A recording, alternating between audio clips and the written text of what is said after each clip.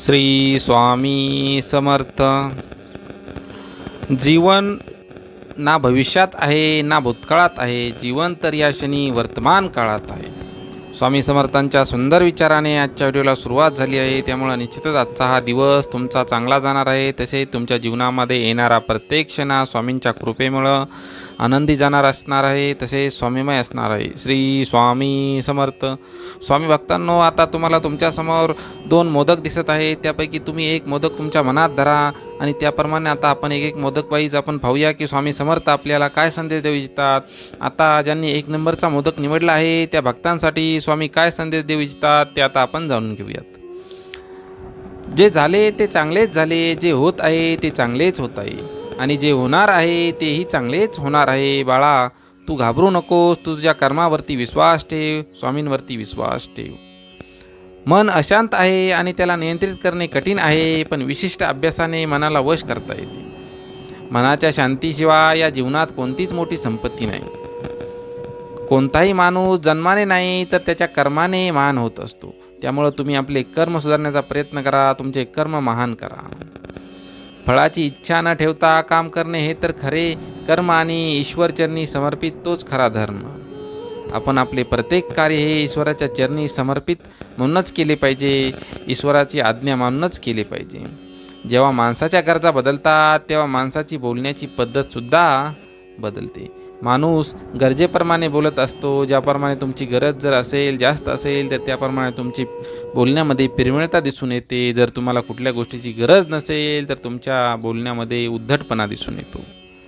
शांत राहण्यापेक्षा दुसरं कोणतंच मोठं उत्तर नाही आणि माफ करण्यापेक्षा दुसरी कोणतीच शिक्षा नाही. सतत संशय घेणारा माणूस या जगात नाही तर कुठेच आनंदी राहू शकत नाही. तो जगाच्या कुठल्याही पाठीवरती, कुठल्याही कानाकोपऱ्यात गेला तरी तो सुखी होऊ शकत नाही. जर मनाला नियंत्रित केलं नाही तर शत्रू समान काम करेल.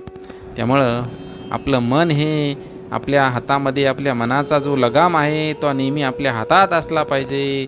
जर तो आपल्या हातात नसेल तर आपलं कुठलंही कार्य हे अधुरच होईल, कारण की मन हे वाऱ्याप्रमाणे कुठंही भटकत असतं. कोणीच आपल्या कर्मापासून पळून जाऊ शकत नाही, कारण कर्माचे फळ तर भोगावेच लागते. आज ना उद्या ते तुम्हाला भोगावेच लागणार आहे. त्यामुळं तुम्ही कर्म आपले चांगले ठेवा आणि भगवंताशी एकनिष्ठ राहण्याचा प्रयत्न करा. माणूस त्याच्या विश्वासाप्रमाणे असतो. जसा विश्वास ठेवतो तसेच त्याचे व्यक्तिमत्व बनते. माफ करणं आणि शांत राहणं शिकाल तर तुमची अशी ताकद येईल की डोंगर स्वतः तुम्हाला रस्ता बनवून देईल. इतिहास सांगतो की भूतकाळात सुख होतं, विज्ञान सांगते की भविष्यात सुख मिळेल, पण धर्म सांगतो की मन पवित्र आणि विचार चांगले असतील तर दररोज सुख मिळेल. अति आनंदी असताना आणि अतिदुःखी असताना कधीच निर्णय घेऊ नका, कारण या दोन्ही परिस्थितीत तुमचा योग्य निर्णय नाही होऊ शकत. ज्या माणसाकडे संयम असतो त्या माणसाच्या ताकदीची बराबरी कोणीच करू शकत नाही. माणूस हा नेहमी त्याच्या भाग्याला दोष देतो, हे माहीत असूनही की भाग्यापेक्षा मोठं त्याचं कर्म आहे जे फक्त त्याच्या हातात आहे. सत्य कधीच असं सांगत नाही की मी सत्य आहे, पण खोटं नेहमी ओरडून सांगतं की मीच सत्य आहे. ज्याचा परिणाम चांगला तेच चांगले कर्म असते नव्हे तर चांगले कर्म तेच ज्याचा उद्देश वाईट नसतो. पृथ्वीवर जसे ऋतू बदलतात तसंच माणसाच्या आयुष्यात सुखदुःख येत असतात. त्यामुळं सुखदुःख आले तरीही ते आपल्याला ताठ मानेनं आपल्या मनाला धीर देऊन त्यांना सामोरं जायचं असतं, कारण की जीवनामध्ये हे सुखदुःखही येतच असतात. ज्याप्रमाणे ऋतू बदलतात त्याप्रमाणे जीवनामध्ये सुख आणि दुःख ही 2 ऋतू आहेत, ते नेहमी बदलत असतात. ते माणसाच्या कर्मावरती अवलंबून असतात. जेव्हा माणूस त्याच्या कामात आनंद शोधतो तेव्हा त्याला पूर्णत्व येते. इंद्रिय आणि जाणीवेतून निर्माण होणारा आनंद नेहमीच दुःखाला कारणीभूत ठरतो. तुझं माझं, छोटं मोठं असे भेद मनातून काढून टाका, मग सगळं तुमचं आहे आणि तुम्ही सर्वांचे आहात. प्रेमाचा अर्थ आहे सेवा करणं आणि सेवा करणं म्हणजेच सतत आनंदी असणं. जी गोष्ट तुम्हाला आवडत नाही ती दुसऱ्यांसाठी कधीच करू नका. माणसाचे हृदय पवित्र असेल तर त्याचे प्रेम बाहेरूनही पाजरू लागते. आणि स्वामी नेहमी अशा भक्तांच्या पाठीशी उभे राहतात, अशा भक्तांना साथ देतात, अशा भक्तांवरती येणाऱ्या संकटांना परतवून लावतात. आणि शेवटी स्वामी सांगतात, बाळा तू घाबरू नकोस, मी तुझ्या पाठीशी आहे, मी सदैव तुझ्या पाठीशी आहे, मी सदैव तुझ्या पाठीशीच राहणार. श्री स्वामी समर्थ. आता ज्यांनी 2 नंबरचा मोदक निवडला आहे अशा भक्तांसाठी स्वामी काय संदेश देऊ इच्छितात ते आता आपण जाणून घेऊया. अशा भक्तांसाठी स्वामी सांगतात, कृष्णासाठी राधेनं प्रेमपत्र लिहिलं, पूर्ण पत्रात फक्त कृष्णाचं नाव लिहिलं. याप्रमाणे तुम्ही आपलं कार्य केलं पाहिजे. आपल्या कार्यावरती तुम्ही एकनिष्ठ राहिलं पाहिजे. आपल्या भगवंताच्या चरणाशी तुम्ही एकनिष्ठ राहिलं पाहिजे. जेव्हा तुम्ही ईश्वरावर खरे प्रेम करता तेव्हा तुम्ही कोणत्याही गोष्टीवर बिना संशय प्रेम करू लागता. त्यामुळं जीवनात शांती हवी असेल तर नेहमी संतुलित जीवन जगा. कारण आनंद आणि शांती त्यांनाच मिळते जे सर्व इच्छांपासून दूर, कोणतीच अपेक्षा न बाळगता अहंकाराशिवाय काम करत असतात. परित्रणाय साधूनां विनाशाय दुष्कृत्यं धर्मसंस्थापनार्थाय संभवामि युगे युगे. कर्म वेदास्ते फलुषु कदाचन कर्मफलतेजो षडोपचारता. कारण की कर्मावर माणसाचा अधिकार आहे, मात्र फळ कधीच मिळणार हे त्याच्या हातात नाही. कर्माचे फळ कर्मातच असल्यामुळे माणसाने फळाची अपेक्षा न ठेवता काम करत राहावे. श्री स्वामी समर्थ. सतत विषयाचा विचार केल्यामुळं माणूस विषयाबाबत आसक्त होतो, ज्यातून त्याच्या मनात कामना म्हणजेच इच्छा निर्माण होते. कामना पूर्ण न झाल्यास त्याच्या मनात त्याबद्दल क्रोध निर्माण होतो. तुम्ही लक्ष्यापासून दूर एखाद्या अडथळ्यामुळे नाही जात तर तुमचे लक्ष कमजोर असते अथवा स्पष्ट नसते.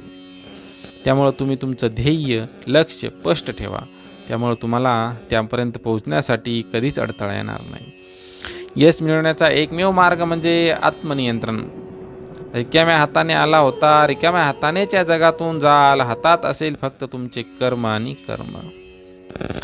एखादी भेट तेव्हा शुद्ध असते तेव्हा ती शुद्ध मनाने चांगल्या व्यक्तीला योग्य वेळी आणि योग्य ठिकाणी निस्वार्थपणे दिली जाते. स्वतःच्या आयुष्यात आहे तसं प्रामाणिकपणे जगणं हे दुसऱ्याची नक्कल करत जगण्यापेक्षा लाख मोलाचे आहे. कर्माची आसक्ती माणसाला स्वार्थी बनवते आणि कर्मबंधनात अडकवते. फळाची अपेक्षा न ठेवता केलेले कर्म निस्वार्थ आणि उत्तम श्रेणीचे असते. जीवनात हाती आलेले काम करत राहिले पाहिजे, कारण काहीच न करण्यापेक्षा काहीतरी करणे नेहमी चांगले असते. एखादी ज्ञानी हुशार व्यक्ती पण कर्म आणि अकर्मामधील अंतर समजू शकत नाही. त्यामुळं जो निस्वार्थ होऊन काम करू शकत नाही त्याला कर्मयोगी म्हणता येणारच नाही. फक्त मनच तुमचा मित्र अथवा शत्रू असू शकते. कारण कर्म न करताच फळाची अपेक्षा करणं हे मूर्खपणाचं लक्षण आहे. कारण जर तुम्हाला महान व्हायचं असेल तर तुमचे विचार आधी महान आणि सकारात्मक असले पाहिजेत. जर परिवर्तन हा सृष्टीचा नियम आहे, प्रत्येक क्षण बदलत आहे, त्याचे उदाहरण आहे. जीवनात कोणतीच गोष्ट स्थिर नाही, सगळीकडे बदल सुरू आहे. प्रत्येक गोष्ट वाढत आहे. हीच गोष्ट तुम्हाला जमिनीला धरून ठेवते. कारण वेळ हरवत अथवा जिंकवत नाही तर ती शिकवते. कारण जे कर्म नैसर्गिक नाही ते तुम्हाला नेहमीच थकवते. कारण प्रार्थना केल्यामुळं परिस्थिती बदलते अथवा नाही, माणसाचे चरित्र मात्र नक्कीच बदलते. कारण विनाकारण चिंता आणि भीती एखाद्या रोगाप्रमाणे आहे जी तुम्हाला आतून पोखरत राहते. तुम्हाला जे मिळत आहे ते तुमच्यासाठी योग्य आहे की नाही हे तुम्हाला माहीत नाही, मात्र देणाऱ्याला नक्कीच माहीत आहे. स्वामींना नक्कीच माहीत आहे. स्वामी समर्थ जे करत आहेत ते तुमच्या भल्यासाठीच करत आहेत आणि जे करणार आहेत ते सुद्धा तुमच्या भल्यासाठीच करणार आहेत. त्यामुळं तुम्ही नेहमी स्वामी समर्थांच्या पाठीशी उभे राहा. स्वामी समर्थ नेहमी अशा भक्तांच्या पाठीशी उभे राहतात आणि शेवटी सांगतात, बाळा घाबरू नकोस, मी तुझ्या पाठीशी आहे, मी तुझ्या सदैव पाठीशी राहणार आहे, मी तुझ्या सदैव पाठीशी राहणार आहे. श्री स्वामी समर्थ. तुम्ही जर आत्तापर्यंत स्वामी समर्थ माझी आई या चॅनलला जर सबस्क्राईब केले नसेल तर कृपया एकदा सबस्क्राईब करून घ्या. तसेच बेल आयकॉनला सुद्धा क्लिक करा. यामुळे आमचे नवनवीन अपडेट तुमच्यापर्यंत नक्कीच पोहोचत राहतील.